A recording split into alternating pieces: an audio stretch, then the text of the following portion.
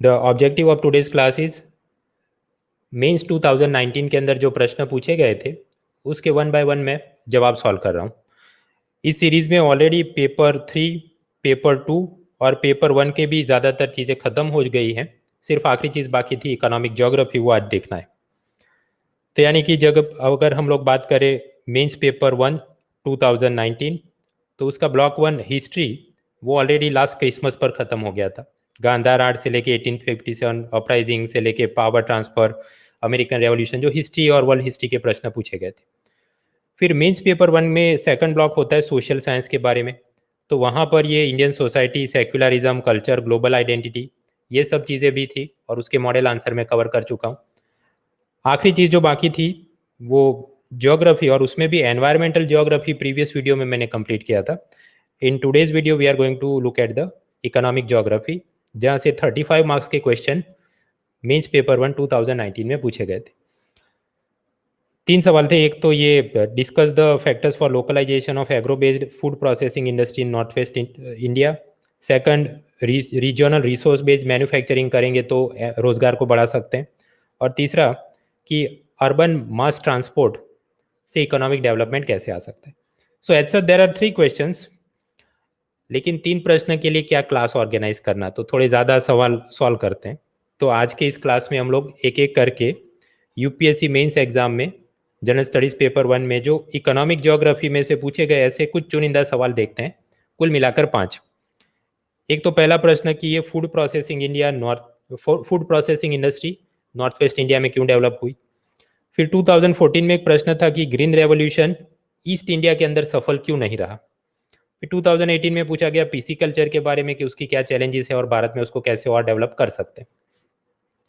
फिर 2019 का ये प्रश्न कि रिसोर्स बेस्ड मैन्युफैक्चरिंग को प्रमोट करने से जॉब्स क्रिएट हो सकते हैं। एंड लास्टली 2019 का ये प्रश्न कि मास ट्रांसपोर्ट अगर अच्छा होगा तो उससे इकोनॉमिक डेवलपमेंट कैसे हो सकता है। So 1 by 1 we look at this things. सबसे पहला प्रश्न मेंस पेपर 1 2019, वहां पर पूछा गया discuss the factors for localization of agro based food processing industries of north west India. उत्तर पश्चिमी भारत के कृषि आधारित खाद्य प्रक्रमण या खाद्य प्रसंस्करण उद्योगों के स्थायीकरण के कारकों पर चर्चा करिए। 150 वर्ड्स, 10 मार्क्स। पहले तो यहाँ पर देखकर कीवर्ड पर फोकस करें। प्रश्न क्या है? North west India, Punjab, Haryana, Rajasthan, Uttarakhand, ये सब के बारे में, चंडीगढ़, ये वाले पट्टे के बारे में बात हो रही। कुछ लोग ध्यान से पढ़ते नहीं, वो व्हाट्सएप टेलीग्राम की तरह ऊपर ऊपर से स्क्रॉल कर दिया और पूरा जवाब गलत लिख के आते हैं। वो नॉर्थ ईस्ट इंडिया का बाम्बू उद्योग और ऑर्गेनिक फार्मिंग सिक्किम की वो सब बात करते हैं, वो पूरा आपका जवाब गलत हो जाएगा। सेकंड, अब जाओ, agro based food processing industry, खाद्य प्रसंस्करण मतलब ये क्या? बिस्किट, कन्फेक्शनरी आइटम्स, चॉकलेट, खाने की चीज़ों के बारे में लिखना है। कुछ लोग ये भी ठीक से पढ़ते नहीं, और एग्रो बेस्ड है तो वो सब राजस्थान के अंदर जो गोट या ऐसा कुछ मिलता है उससे ऊन वुलन प्रोडक्ट्स का हम लोग कुछ बनाते हैं, या फिर पंजाब के अंदर हम लोग लेदर में से कुछ स्पोर्टिंग गुड्स, फुटबॉल वगैरह बनाते हैं। ऐसा कुछ भी उलझुल लिखना शुरू कर देते हैं। भाई वो नहीं पूछा है। टेक्सटाइल, स्पोर्टिंग गुड्स, वो सब नहीं पूछा है। आपको पूछा गया है फूड प्रोसेसिंग इंडस्ट्री। ऐसे प्रश्न कुछ पहले भी पूछे गए। मेंस पेपर 1 में हम बात करें इकोनॉमिक ज्योग्राफी और वहाँ पर की फैक्टर्स फॉर लोकलाइजेशन और रिसोर्सेज, ये सब के अंदर 2018 में पूछा ब्लू रेवोल्यूशन के बारे में। 2014 में पूछा ग्रीन रेवोल्यूशन वो ईस्टर्न इंडिया में क्यों सफल नहीं हुआ, जिसका आगे हम लोग मॉडल आंसर देखते हैं। 2014 में कुछ पूछा गया कि ब्रिटिश टी गार्डन्स आसाम तक सफल रहे बट दार्जिलिंग के एरिया के उस तरफ आगे बढ़े तो क्यों फेल हो गए। 2013 में पूछा कि भारत में नई शुगर चीनी की मिल सदर्न इंडिया में क्यों पाई जाती है। 2013 में पूछा कि कॉटन टेक्सटाइल इंडस्ट्री डिसेंट्रलाइज क्यों है, एंड सो फॉर्थ। तो मतलब ये फैक्ट्री इधर क्यों है, उधर क्यों है, इधर क्यों सक्सेस रहा, उधर क्यों फेल हो गया, इस टाइप के सवाल आते रहते हैं। ये जो प्रश्न है कि नॉर्थ वेस्ट इंडिया में agriculture based food processing industry क्यों स्थायी रूप से आगे डेवलप हुई है, तो सबसे पहले आप इंट्रोडक्शन में कुछ ओरिजिन दे सकते हैं कि हाँ, भारत के अलग अलग विस्तार में क्योंकि हमारे पास एग्रीकल्चर फूड रिसोर्सेज बहुत ज़्यादा हैं, एग्रो क्लाइमेटिक डाइवर्सिटी है, सो भिन्न भिन्न प्रकार के अनाज और भोजन मिलता है और उसके चलते फूड प्रोसेसिंग इंडस्ट्री सब जगह है। And then you enter into body कि इसके अंदर भी नॉर्थ वेस्ट इंडिया में पाई जाती है, उसके मुख्य कारण इस प्रकार से। अब वहाँ पर आप बॉडी में फैक्टर्स की बेसिकली चर्चा करेंगे कि क्यों पाए जाते हैं, क्यों वहाँ पर स्थायी हो गए हैं। तो थोड़ा सोचना शुरू करिए कि एंटरप्रेन्योरशिप, उद्यमियों को, उद्योगपतियों को मजा है, ऐसा कुछ माहौल है कि नहीं वहाँ पर। आज़ादी के पहले भी था, आज़ादी के बाद भी है। फिर आप बात करें रॉ मटेरियल अवेलेबल है कि नहीं, कि वीट चाहिए या कुछ बिस्किट भी बनाना है, उसमें आपको बटर या शुगर चाहिए, तो वो सब मिलता है कि नहीं। देन गवर्नमेंट का कोई सपोर्ट है, mega food park, cold storage chain, कुछ सब्सिडी मिलती है, योजनाएं। Then proximity with the market की बिस्किट तो आपने बनाए बट खरीदने वाला कोई है कि नहीं। एक्सपोर्ट पोटेंशियल, बाहर जाने का कोई चांस है कि नहीं। And then lastly summary conclusion में आप समराइज करेंगे कि हाँ, because of entrepreneurship, raw material, government support, market proximity, इन कारकों के चलते ये सब उद्योग नॉर्थ वेस्ट इंडिया के अंदर स्थायी हमको पाए जाते हैं। So first of all the introduction शुरू करने के 3 तरीके आप जानते हैं। टर्म को डिफाइन करो, उसका ओरिजिन दे दो या उसका कुछ डेटा दे दो। अब डिफाइन में एग्री इंडस्ट्री या फूड प्रोसेसिंग इंडस्ट्री डिफाइन भी कर सकते हैं। डेटा मतलब ऐसा नहीं कि आपको एग्जैक्ट इतने किलो टन और इतने मेट्रिक टन की जवाब चाहिए, ऐसा नहीं। डेटा में आप लिख सकते हैं India is among the leading producer for fruit, vegetable, grain, milk, fisheries in the world. And as a result भारत के भिन्न भिन्न विस्तारों में agriculture based, dairy based, fishery based food processing industry पाई जाती है। और उसके अंदर भी नॉर्थ वेस्ट इंडिया के अंदर agro based food processing industry पाई जाती है। उसके नोटेबल फैक्टर्स इस तरह से हैं। And then you enter into the body part 1 के अंदर आप बात करें एंटरप्रेन्योरशिप, उद्यमशीलता, या फिर कि उद्यमी को या उद्योगपतियों को क्या मजा आता है नॉर्थ वेस्ट इंडिया में फैक्ट्री लगाने का। क्या कोई लोग यहाँ पर बड़े हैं कि नहीं। यस, राजस्थान के अंदर हल्दीराम एंड स्वीट एंड नमकीन की स्थापना होती है 1937, मतलब आज़ादी से पहले। पंजाब में ये एमडीएच की स्थापना होती है 1919 में, मतलब आज़ादी से पहले।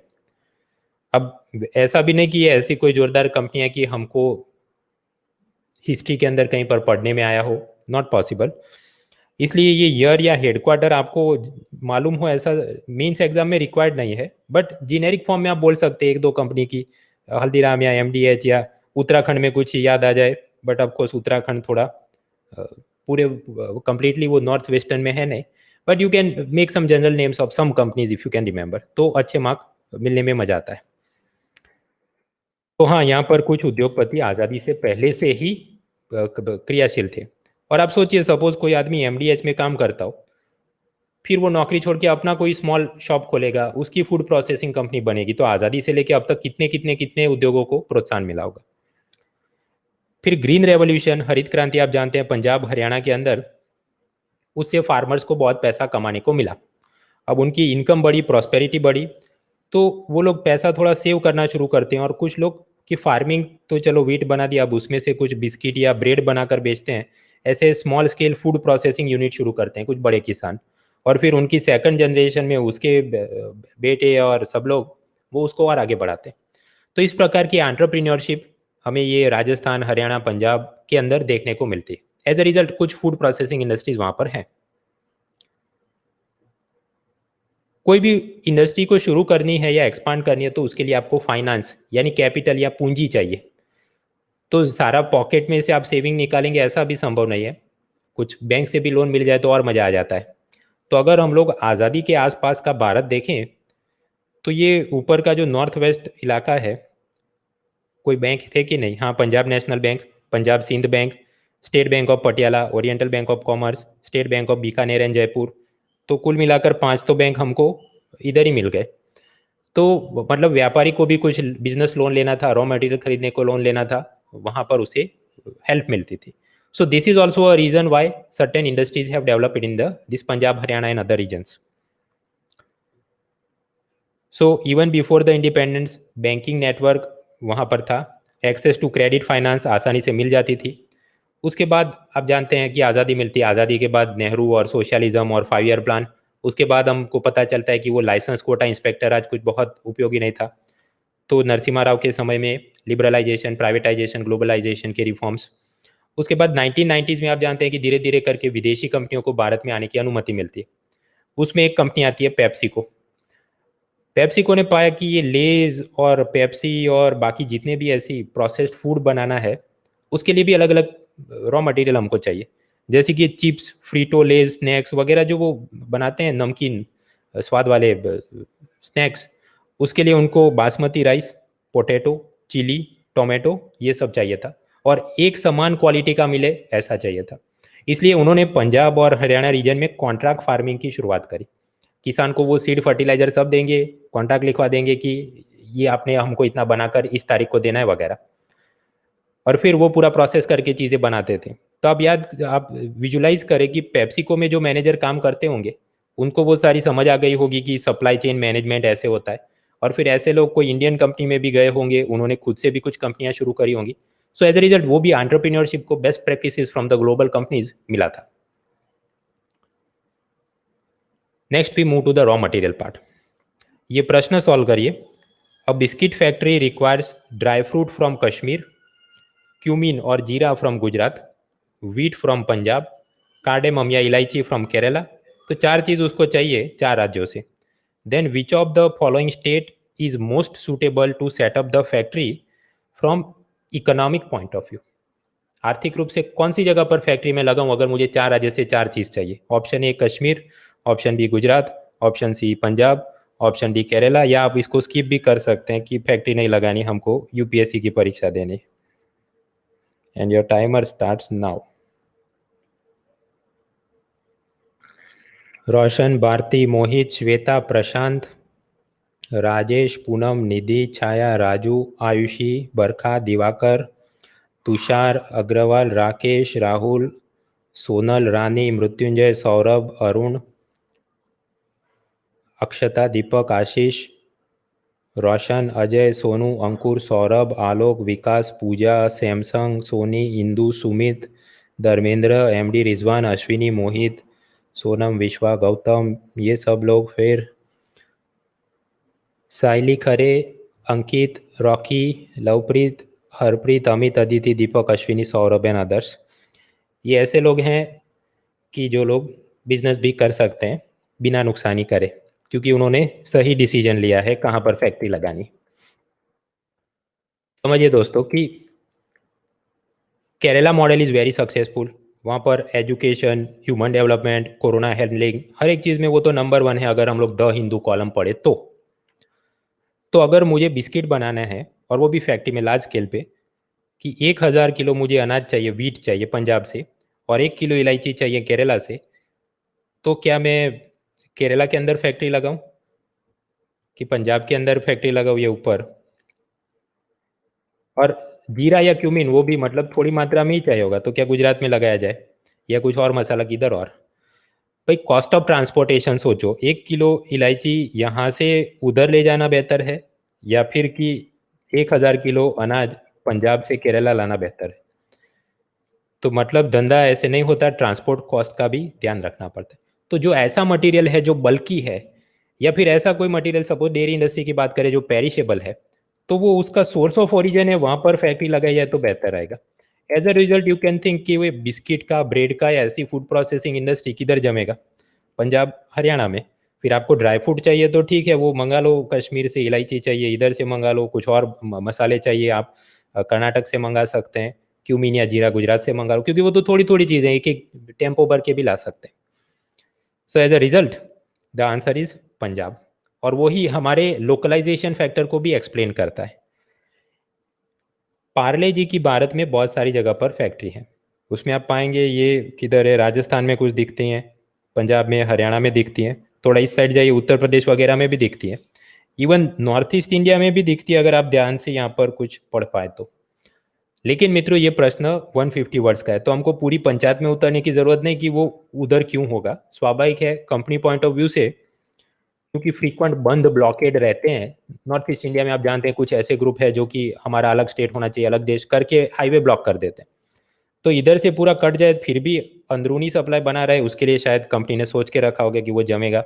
वैसे भी पंजाब से बिस्किट उधर उधर ट्रांसपोर्ट करके जाओ, then they may be considering some other factors. तो वो पूरी why here and why there उसकी पंचायत में हमको उतरने की जरूरत नहीं। प्रश्न इतना सिंपल है कि नॉर्थ वेस्ट इंडिया में क्यों पाए जाते हैं। So let us keep our spotlight there. तो ये जितना रॉ मटेरियल चाहिए हमको, बिस्किट बनाने के लिए बटर चाहिए, मिलेगा, वीट चाहिए, मिलेगा, मिल्क चाहिए, मिलेगा, बेकिंग पाउडर वो तो केमिकल इंडस्ट्री से ला सकते हैं, वेनिला एसेंस वो भी केमिकल इंडस्ट्री से, शुगर तो वो उत्तर प्रदेश या महाराष्ट्र से उसका अरेंजमेंट हो सकता है। तो यानी कि सभी बल्कि पेरिशेबल आइटम लोकली अवेलेबल है पंजाब हरियाणा में। जहाँ तक मसालों की बात है, चिली, टर्मरिक, क्यूमीन, पेपर, तो वो तो लेस बल्कि कहीं और से भी हम लोग ला सकते हैं। So as a result we can say that Punjab Haryana dairy industry well developed, milk butter important ingredients for biscuit and confectionery industry, तो वो सब पाए जाते हैं। वीट और मिल्क वो वैसे भी बल्कि पेरिशेबल प्रोडक्ट है, तो दूर हमने केरला लगाई तो जमता नहीं। स्पाइसेस, ड्राई फ्रूट को हम लोग लेस बल्कि लॉन्गर शेल्फ लाइफ दूर से ला सकते थे।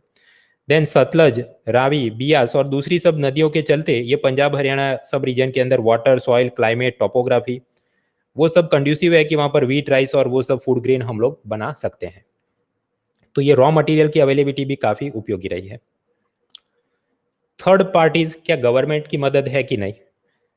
जैसे कि मेगा फूड पार्क्स तो पंजाब में आप पाएंगे, हाँ हैं, ये उत्तराखंड ये सब जगह पर पाए जाते हैं। फिर इस तरफ शायद नहीं है, इस तरफ थोड़े कम है, तो ये भी एक कारण है। देखिए जितने पॉइंट्स यहाँ पर काफी सारे पॉइंट प्लॉट हो गए मतलब कि, और ये सरकारी डॉक्यूमेंट से मैंने निकाला है। सो दिस ऑल्सो शोज कि गवर्नमेंट की पॉलिसी भी कंड्यूसिव है। एज अ रिजल्ट ऐसे मेगा फूड पार्क सरकार ने वहां पर बनाए हैं, तो वो भी उसको डेवलपमेंट में मदद मिलती। सिमिलरली कोई कोल्ड चेन प्रोजेक्ट्स हैं कि नहीं, शीतागार की, जहाँ पर हम लोग ये ऑनियन, टोमेटो, वेजिटेबल, मिल्क ऐसा कुछ स्टोर करने की ज़रूरत पड़े।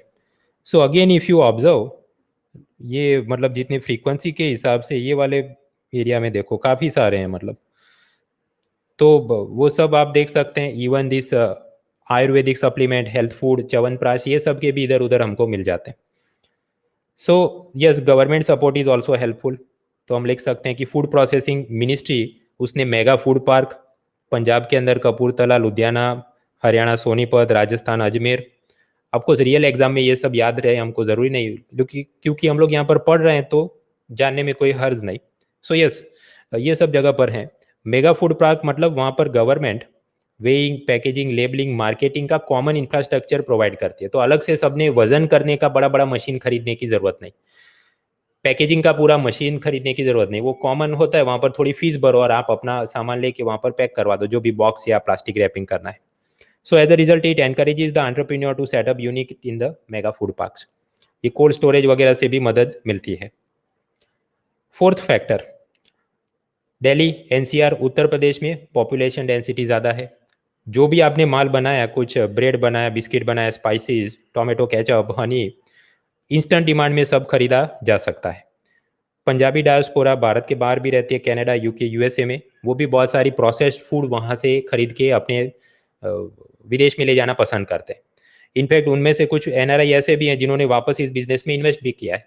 सो as a result all of that is helping for with the market and export potential. And lastly the conclusion.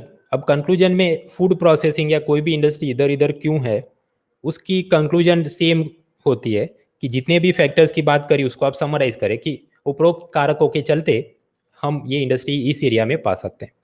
So thus the availability of the raw material, entrepreneurship, proximity to the market, government support के चलते it has help the growth of agro based food processing industry in the north west India, and as a result we can find the localization of this industry in this particular reason.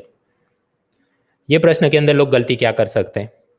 पहले मैंने आपको शुरुआत में ही बताया, north west India पूछा है, north east India नहीं पूछा है। कुछ लोग दे दनादन बस शुरू ही हो जाते हैं, क्योंकि वो व्हाट्सएप और टेलीग्राम में जैसे कैजुअल मैसेज पढ़ते हैं उसी तरह वो क्वेश्चन पेपर भी देखते हैं, तो पूरा जवाब गलत लिख के घर आएंगे, फिर उनको लाइट होगी, भाई वो तो दिशा ही अलग थी। फिर कुछ एग्जाम्पल लिखना भी जरूरी है, हल्दीराम, एमडीएच, पतंजलि, पाले, पेप्सी। मित्रों ये पाले, पेप्सी ऐसे हैं कि कुछ भी तुक्का भी मारो तो हर एक स्टेट में एक आध तो उसका मैन्युफैक्चरिंग यूनिट होगा ही, तो कुछ गलत नहीं है। कुछ लोग जवाब से भटक जाते हैं, डाइग्रेसिंग। जैसे कुछ ऐसी एक प्रॉब्लम चल रही थी कि पेप्सी ने कुछ फार्मर्स को पोटैटो कल्टीवेट करने के लिए दिए थे कि ये मोटी मोटी साइज के पोटैटो के स्पेशल सीड हैं, आप रखो, हमारी पोटैटो चिप्स के लिए आपने इसको ग्रो करके देना है। आगे चल के उन फार्मर्स ने जब कॉन्ट्रैक्ट खत्म हो गया तो थर्ड पार्टी तीसरी कंपनियों को भी वही पोटैटो सेल करना शुरू किया, तो पेप्सी ने कुछ पेटेंट का नोटिस मारा था वगैरह, प्रॉब्लम चल रहे थे। लेकिन ये प्रश्न में वो सब पंचायत करने की हमको कोई जरूरत है, वो पूछा ही नहीं गया है। कुछ लोग अलग दिशा में चले जाते हैं कि because of the over use of fertiliser, soil और वाटर पॉल्यूशन की प्रॉब्लम आ रही है, बट आपको इधर पूछा किसने कि वो सब लिखने बैठ गए। कुछ लोग शुरू हो जाते हैं ग्रीन रेवोल्यूशन, उनको एक याद आ गया तो बस ग्रीन रेवोल्यूशन ग्रीन रेवोल्यूशन, पूरे 150 शब्द पंजाब हरियाणा के ग्रीन रेवोल्यूशन में लिखते रहते हैं। भाई दूसरे फैक्टर क्या क्या, मार्केट की बात करो, एंटरप्रेन्योरशिप की बात करो, दैट इज रिक्वायर्ड। मित्रों यहाँ पर आगे भी मैंने कहा keyword is food processing industry. कुछ लोग वो भी पढ़ते नहीं, एग्रो बेस्ड इंडस्ट्री बोल के टेक्सटाइल और स्पोर्टिंग गुड्स और वुलन प्रोडक्ट और leather goods from animal husbandry, उसमें से ये बेसबॉल बैट और क्रिकेट के ग्लव्स बनते हैं। भाई वो किधर पूछा है कि लिखने को बैठ गए। क्वेश्चन इसको हम लोग कंटेम्पररी बोल सकते हैं, मतलब काफ़ी सालों से धीरे धीरे डेवलप हो रहा है। Span more than D-2 years because काफ़ी सालों से डेवलप हो रहा है। डिफिकल्टी मीडियम टू टफ, क्योंकि इसमें जितना दिमाग और मेंटल एफर्ट और टाइम लगाकर आपने जवाब को फ्रेम करना है, तो मुझे लगता है ज़्यादातर लोगों ने बिना उदाहरण के बस हवाबाजी की होगी, और कई सारे लोग तो नॉर्थ ईस्ट का ही लिख के आए होंगे। It happens. मैं मॉक टेस्ट पेपर भी कई बार चेक करता हूँ तो मैं देखता हूँ कुछ लोग पढ़ते ही नहीं, प्रश्न कुछ भी लिख देते हैं। सो आई थिंक स्कोर कितना होगा, ज़्यादातर लोग 10 में से 3 से 4 मार्क जितना लिख के आएंगे। वही ग्रीन रेवोल्यूशन पे पूरा जवाब लिखा होगा, और मार्केट और कस्टमर और एंटरप्रेन्योरशिप बैंकिंग कुछ बात नहीं होगी। खैर, तो पहला प्रश्न हमने देख लिया, फूड प्रोसेसिंग इंडस्ट्री। अभी दूसरा प्रश्न जो 2014 में पूछा गया मेंस पेपर 1 में, green revolution eastern part of India में फेल क्यों रहा। This is the question. आप इसको आराम से पढ़िए, तब तक मैं थोड़ा पानी पी लेता हूँ।